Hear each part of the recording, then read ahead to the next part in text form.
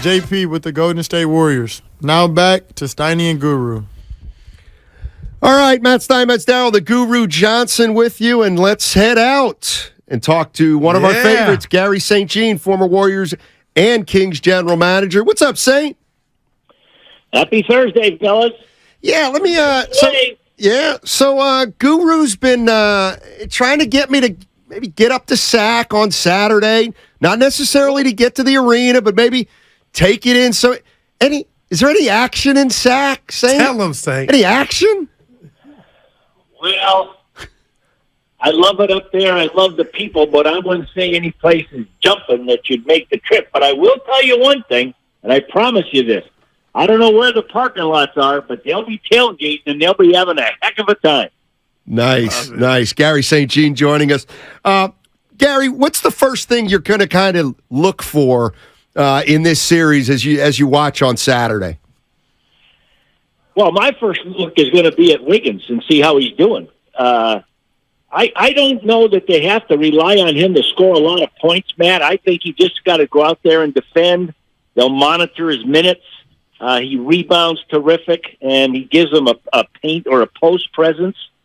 And on their side of the coin, for me, the wild card guy in this series is Monk on the Sacramento Kings and Poole on the Warriors.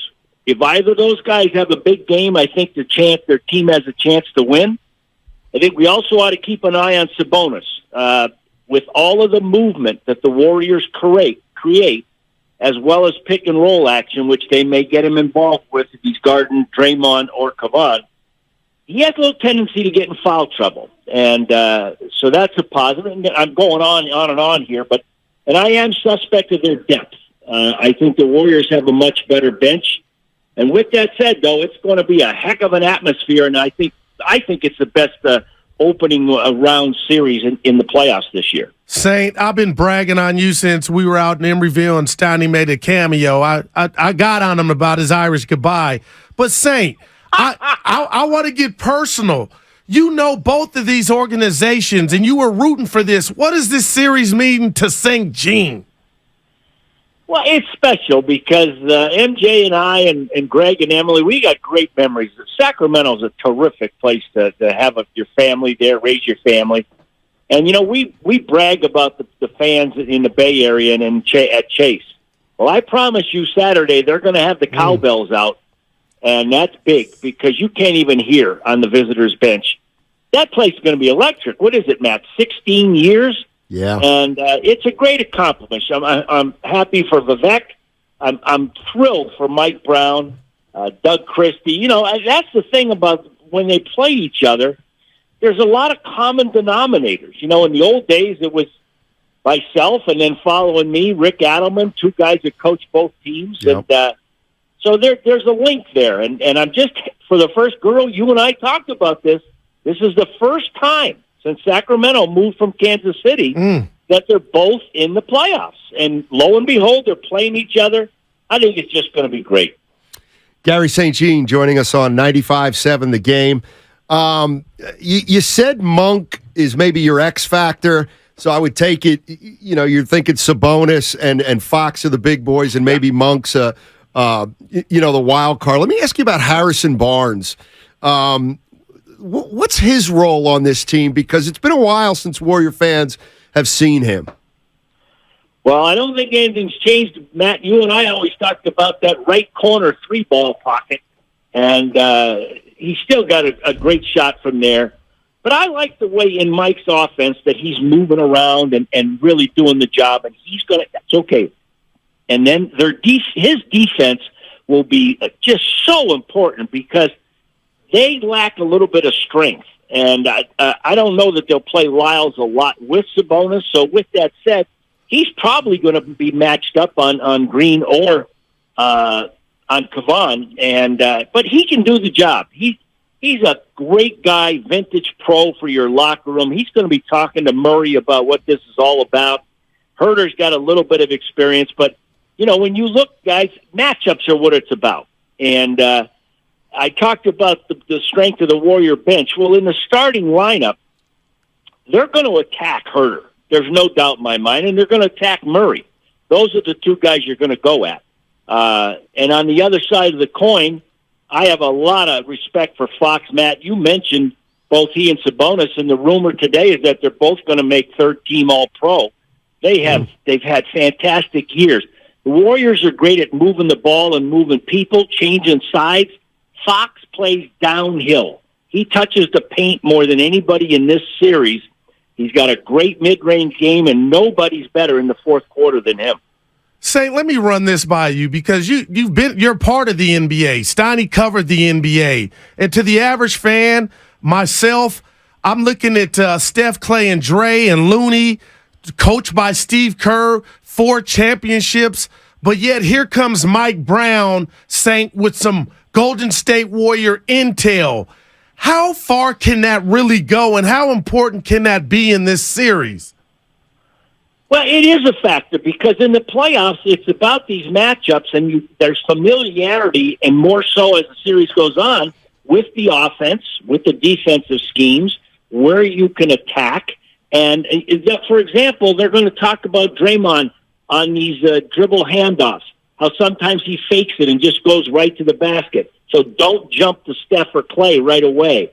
They're going to talk a lot about, say, on the other side of the coin, Sabonis and Draymond are beside Jokic, they're the 2 best passing bigs in my mind in the league, in that they can pass from the elbow, they can pass from the trailer position, and they can pass on the split action in the post. It's a dynamic weapon for both teams and allows their shooters to get more space instead of doing it off the dribble. Garry St. joining us on 95.7 The Game. Gary, let me ask you this. Maybe this, if you think this is a inaccurate comparison, let me know. But I'm going back to We Believe a little bit, and what Nelly did to Dallas by putting Steven Jackson on Nowitzki, went small, sped him up a little bit. With a guy like Sabonis, I mean, I'm going to assume Looney and Green are going to be the best defenders on him. What about Wiggins and Payton? Can they guard Sabonis during stretches or no? Well, if you were Nelly, you'd say yes. But if you're Steve, I don't know. It's a great backup to have. It really is. And your concept, Matt, is a really good one in that you take a small who's smart. And, like you said, Jackson guard Nowitzki, and you get up and crowd them. You get in their airspace. Bigs don't like that. They don't like when you really crowd them because they're not really comfortable with breaking a player down. What do we mean by that? You take the ball down below your knees and you lead with your head and going right into the midsection. Matt, you know this. Nobody was better at that than Mully. And it's a weapon to have. And it's hard to do, but if you can do it, you create space and opportunity for yourself. Saint, I've had many relationships in my day. Some have come, some have gone. I've harbored ill feelings towards some, vice versa. I'm just thinking about Harrison Barnes. He's won a championship, celebrated at a parade here. This was his home. Now he's on the other side. Can you speak to what possibly trying to knock off his old team what that would feel like for him? Oh, it'd be absolutely huge. You can speak the PR language and say, hey, you know what? I have a lot of respect for my years there, and I'm happy here. I've gotten a nice contract. I'm well respected. But, there's a pride factor that gets involved. I always remember this when I was coaching the Kings and we had Mitch Richmond, and we'd play against the Warriors. And at that point, the Warriors weren't that good, and we had our way with them. And, my gosh, he would get fired up to the fact where they even took Sprewell. They didn't let him guard Mitch because Mitch took it personal. He killed him. And I loved it. I kept calling 42, 40, 42 drag. I had all the numbers in my head. Wow. So that we can attack that mismatch and really let Mitch win the pride factor. Let me ask you this. Awesome. Let me ask you this, Saint, before I let you go. I'm not going to ask you who you're rooting for because I know you'll be the diplomat about it. But do you have any Are you going to? Been on 1140 twice this week already. Look at you. Go Kings in sack. Go Warriors. No, but are you going to watch them all from home? Are you going to get to some games? I'd love to go, but they've kind of forgotten about me. So, with that said, you guys know that I like a bottle of Cab over by the fireplace. Probably going to be pre-scranch. I just got a little bit of that left if they want to send me some more.